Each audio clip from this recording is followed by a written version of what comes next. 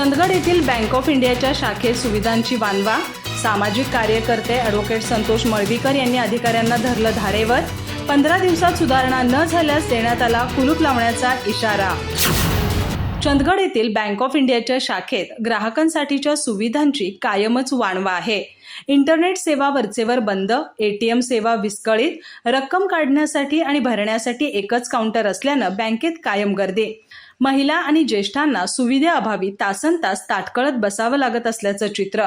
हे सारं पाहून संतापलेला ॲडव्होकेट संतोष मळवीकर यांनी बुधवारी येथील बँक ऑफ इंडियाच्या शाखा व्यवस्थापक टी सुनील यांना धारेवर धरलं।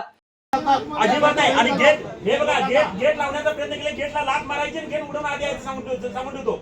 आणि उद्यापासून गर्दी थोडी अजिबात तिथे खपून घ्यायची नाही। आणि तुम्हाला पण सांगतो साहेब, लक्षात घ्या, काय एवढ्या लोकांना जो काय त्रास व्हायला, इथून पुढे जर ह्या आया बहिणांना जर त्रास जर असे स्वतःचे पैसे काढताना होत असेल, बँक ऑफ इंडियाचे जे हेड ऑफिसचे जे लोक कोल्हापूरचे लोक आहेत त्यांना पण तुम्ही लक्षात घ्या, हो त्रास इथून पुढे सहन केला जाणार नाही। एक तर बँकेची दुसरी शाखा काढा, दुसरी इमारत भाड्यानं घ्या।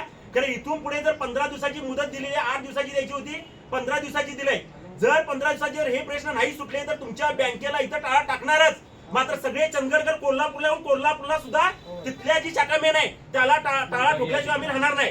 बरोबर आहे सगळं? येत्या 15 दिवसात ग्राहकांना दिल्या जाणाऱ्या वागणूक आणि सेवेत बदल न झाल्यास शाखेला कुलूप लावण्याचा इशारा दिला। चंदगड येथील बँक ऑफ इंडियाच्या शाखेत परिसरातील 25हून अधिक गावातील ग्राहकांचा ताण आहे। पेन्शनधारक, नोकरदार, विद्यार्थी आणि महिला ग्राहकांची कायम गर्दी असते। पण ती गर्दी कमी व्हावी, ग्राहकांना चांगली सेवा मिळावी म्हणून बँक कर्मचारी किंवा वरिष्ठांकडून कोणतीच हालचाल नाही। त्यामुळे असून अडचण नसून खोळंबा अशी अवस्था शाखेची झाली आहे। याबाबत ग्राहकांच्या तक्रारी वाढल्या असताना मळवीकर यांनी प्रत्यक्ष भेट देऊन पाहणी केली आणि अधिकाऱ्यांची कान उघडली केली।